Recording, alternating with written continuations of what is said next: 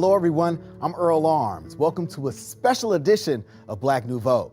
Between 1916 and 1970, almost 6 million African Americans living in the South uprooted their families to migrate to cities in the West and North.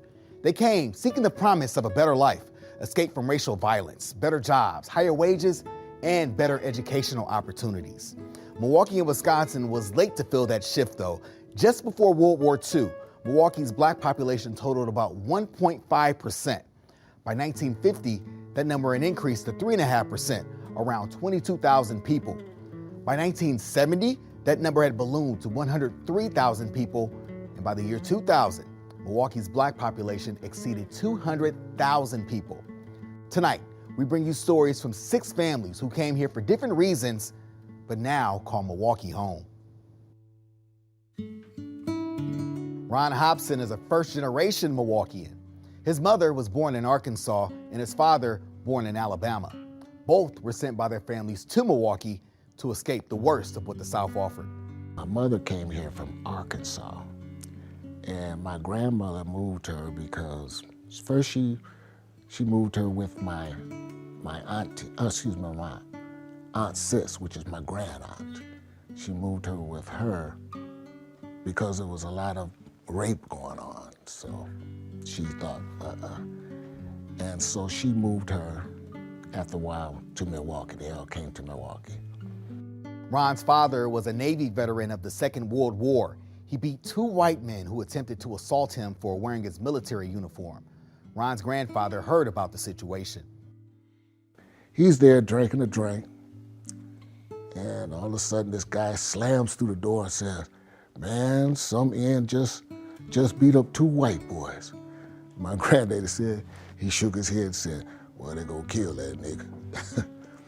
And somebody asked, who did it? Who was it? They say some crazy dude called Crazy Joe.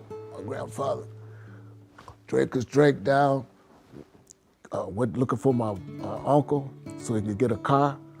Got a car, and they got their shotguns and went to my dad, tried to force him to come to Milwaukee, and after a while he finally gave in. But that's why he came. Basically, that and employment was a lot better, and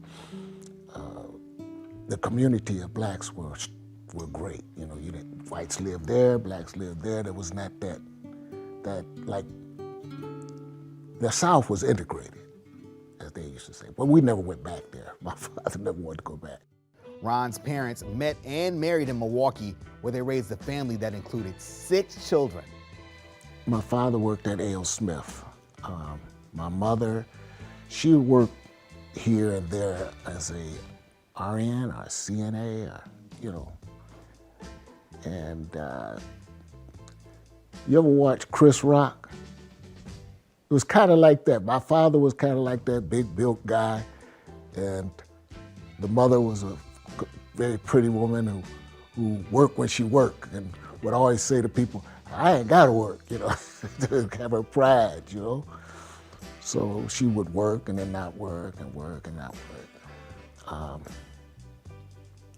My father did 30, maybe 33 years for A.L. Smith. He graduated from North Division High School and worked a variety of jobs. First real job I got was working for the Milwaukee Railroad. I worked there for 9 years, 7 months, something like that. And that was a great job. Then I left there and went to General Motors, worked for General Motors. Loved that, easy work. And then I went from there to selling cars at Andrew Chevrolet for 20 years. 18. Ron married twice and had 2 children.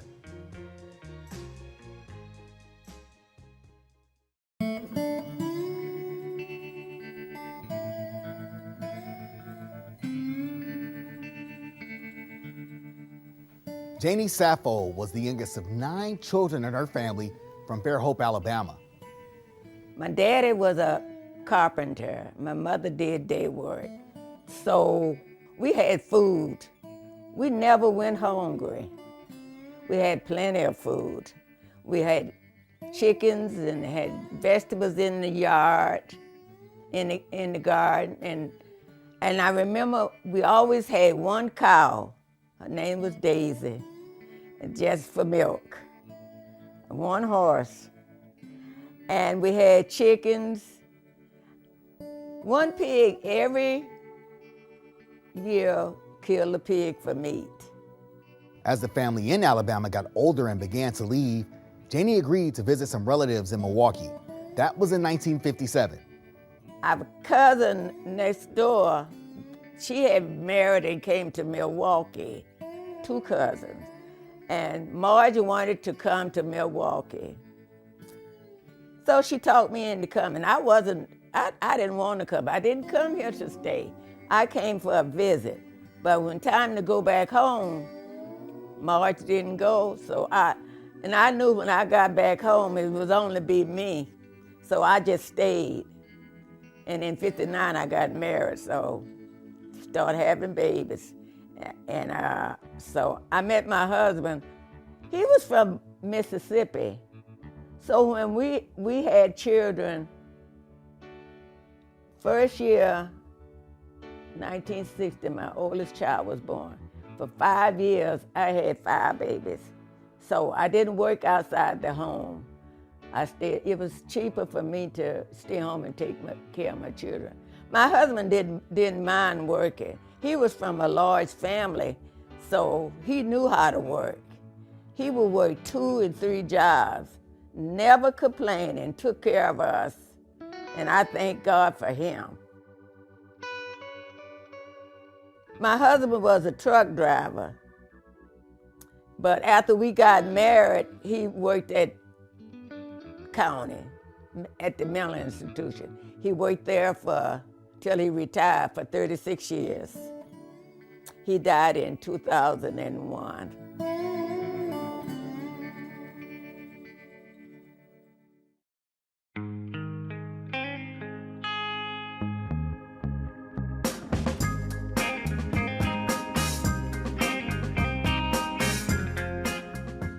Milwaukee was all right.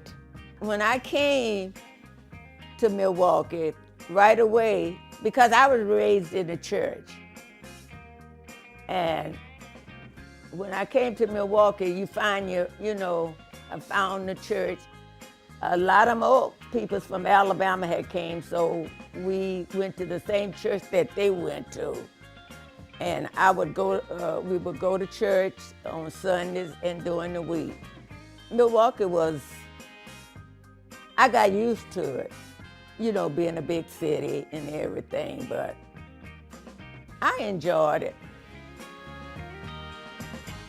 Today, her family and church keep her busy and traveling. I went to Nigeria, had a convocation in Nigeria last September. I wanted to go, but at my age, I was telling my children, I said, I would like to go to Nigeria with the group. It was about 35 of us went. We stayed a week doing mission work.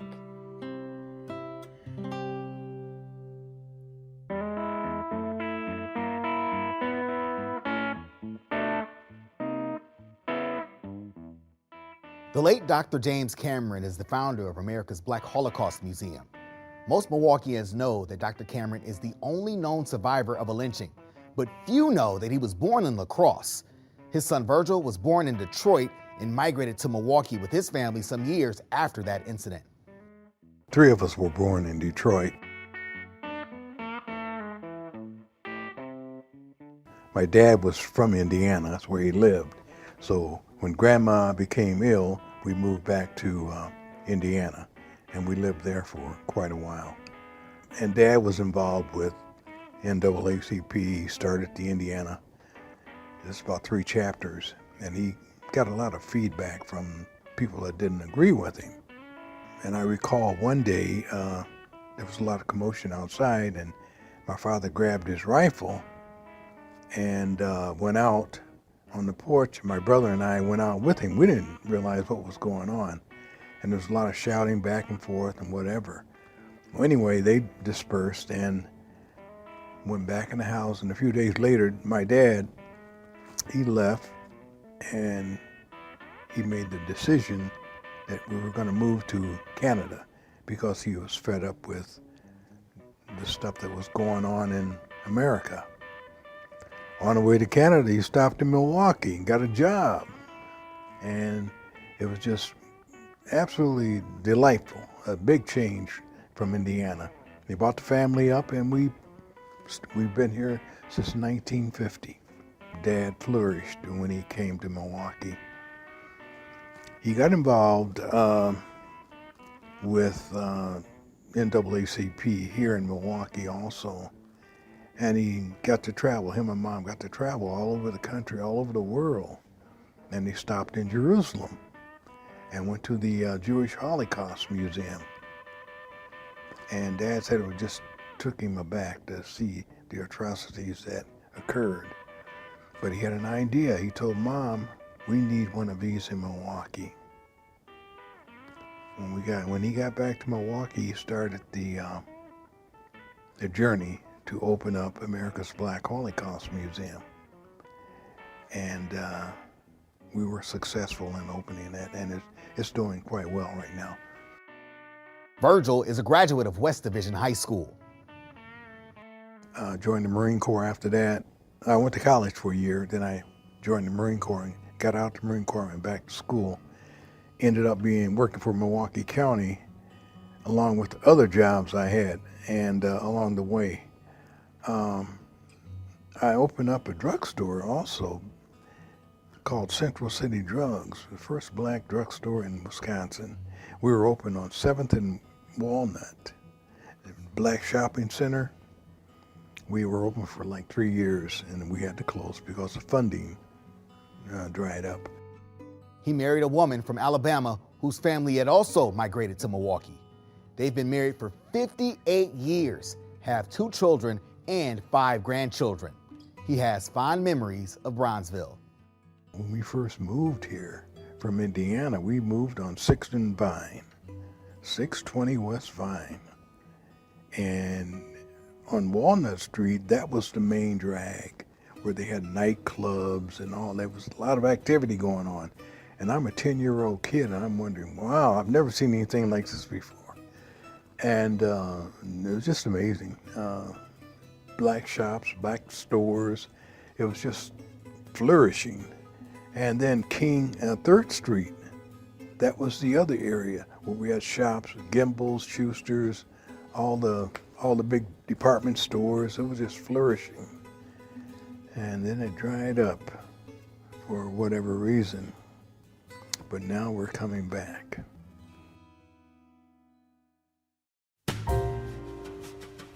Benora and Lafayette McKinney met while attending college in Oklahoma. They've been married for 65 years. I grew up in Chickasha, Oklahoma, which is about 90 miles from Langston, where we went to school, and that's where we met. And of course, I graduated in 4 years, but before I graduated, I had received a 3-year fellowship, U.S. government fellowship, to attend graduate school. So I went to University of Illinois in Champaign-Urbana to do graduate work, and she went to Hugo, Oklahoma to start her teaching career.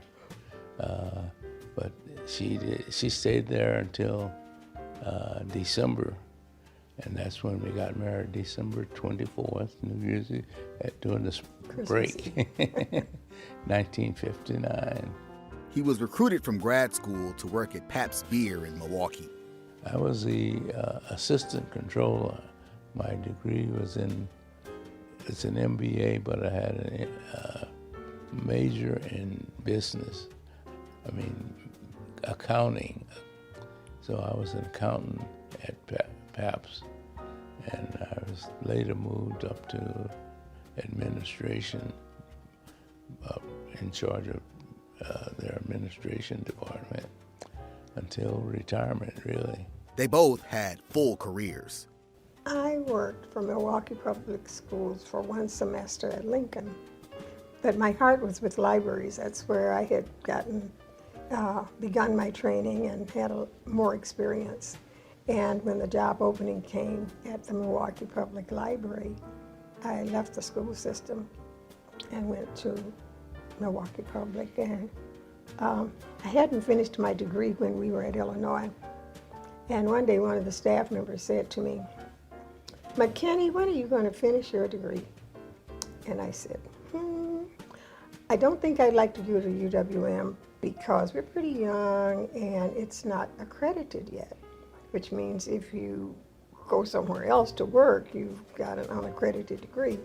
So I said, but I'd like to go back to the University of Illinois where I started. I was almost finished. And she said, there are some fellowships. But the deadline is tomorrow. If you will fill out the application. Mind you, I've got a husband and a little girl at home. She said, I'll drive it there because you'd be a good candidate. I believe you, if you get your application in. And so that's what we did. And I went back to the University of Illinois for that year. They had 2 children and grandchildren and are still active in the community. I sang with the group for fun. And I like to travel, so we would go on trips. I think I prefer that more than most anything. I'm not athletic. The only bad grade I ever made in my whole life was in gym.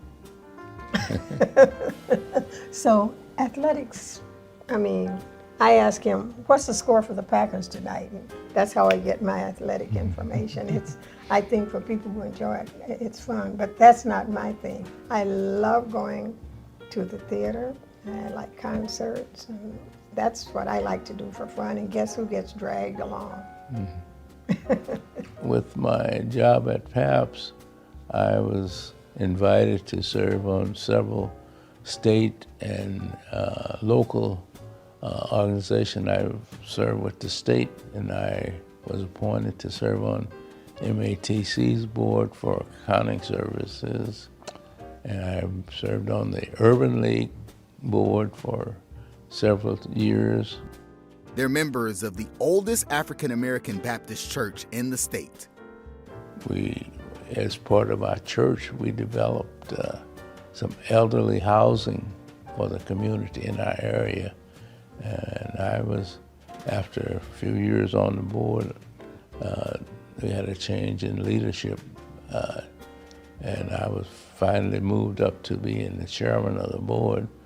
We enjoyed taking care of senior citizens and providing for senior citizens, and the best part is making a safe, affordable housing place for those seniors. Lenny Mosley marched with Father James Grappy in the Deep South and across the 16th Street Bridge in Milwaukee. Meet Mississippian Lenny Mosley. My intentions, born and raised in Mississippi, and graduating from high school, I wanted to come. My original plan was to come to Chicago and live. But I got to Chicago and I hated it. I got there in June of 1963. September of 1963, I came to Milwaukee to visit. I loved it. I went back to Chicago, got my belongings, and came here, and I've been here ever since. Never hesitated to go back home once. I've been every year, 2 or 3 times a year, I go back home. I'm from Yazoo County, born and raised in Yazoo County. I'm one of 11 kids. My grandfather came to Mississippi in 1907, or before that. He bought 132 acres of land. And my question growing up, how could Papa own all of this land, being an African American in Yazoo County, Mississippi, 132 acres of land? And we still have that land with 20 acres added to that. She received her business degree from what would become MATC, and in a few years, other family members had moved to Milwaukee as well. In Milwaukee, there was opportunities with all the factories, okay? You had Rexnord, Honey Spade, Allen Brown, Allen Sharp, American Motors, General Motors. We had so many, all of the breweries. A.O. Smith being number one, and at one time, hired over 7,000 employees at one time with the 3 shifts going. And people found jobs. They were living well, moving to the suburbs, making good money, kids off to college and traveling. On the planes back in the day, we wore high heel shoes and 3-piece suits, okay? We had to dress up. And pretty soon, as time progressed, when you're talking about the migration from 1910 up through the 70s, people had a way to make a good living, a great living. She served for a while as secretary to lawyer and activist Lloyd Barbie. Eventually, she started her own business. I went and worked for the VA. I stayed at the VA for 9 months and I left. I couldn't take it. I admire people in the medical field. They endure a lot every day. And at 19, when I worked for them, I could not take the death of seeing some of our military people die and suffer. So I left and came out, and I went to the Wisconsin Gas Company. I stayed there 13 years. And I decided I wanted to do something on my own. So I went to Nail Tech Academy, got my license to become a nail tech. In 1990, I opened my nail salon in Whitefish Bay, 117 West Silver Spring. After that, I grew so fast, 1 year I left there and I moved to 6800 North Green Bay Avenue, Perfect Nails. I opened a Perfect Nail salon there and a boutique. And I stayed there from 91 to 2005. And I came to Dr. Martin Luther King Drive, 1752 North King Drive. She also found time to marry and raise a family. I came here, as I said, in September 1963, and my cousin, husband, had a great friend of his. They've been knowing each other for many years.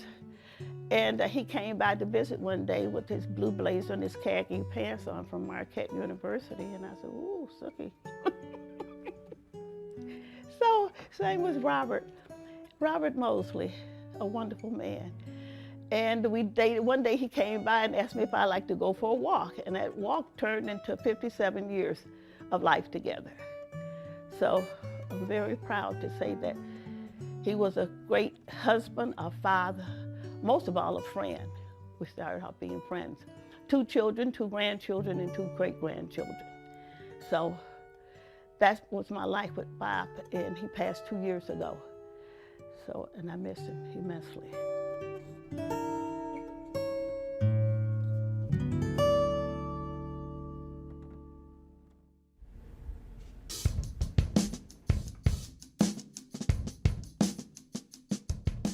Katonga Alexander is a history professor.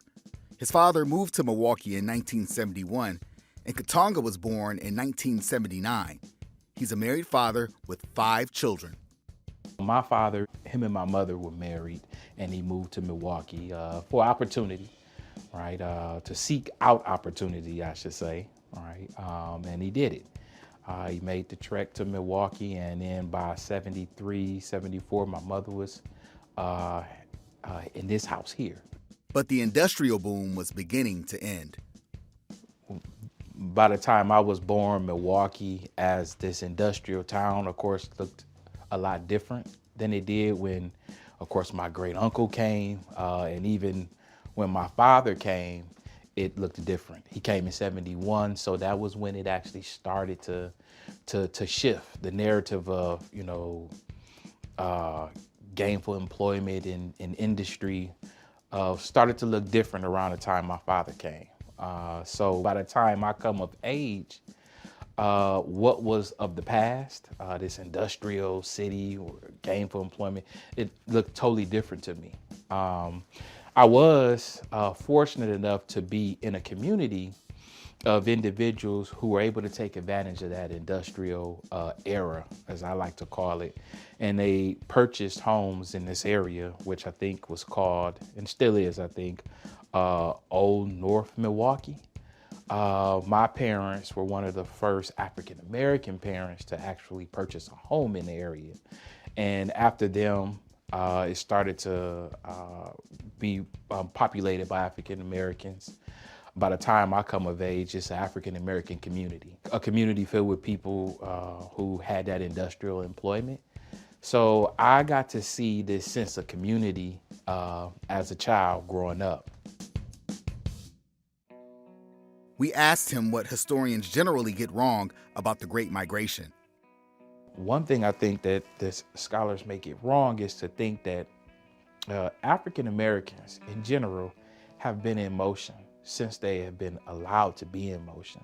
So the first thing that happens in 1865, when individuals are, of course, slavery ends for the most part legally, individuals leave plantations and start to seek out their family. So Milwaukee, even Chicago, which really Milwaukee is the second part of the migration. I like to divide the migration up in like two parts. The first part around the 1920s, but then the second part around the 1940s, really centered around both world wars. I generally do that though. I don't like to say that is what sparked it because of what I just said. African Americans have always been in motion. And so those areas, of course, we do see an increase, but we shouldn't single out those eras as the specific reasons that African Americans are in motion, because they have never stopped being in motion.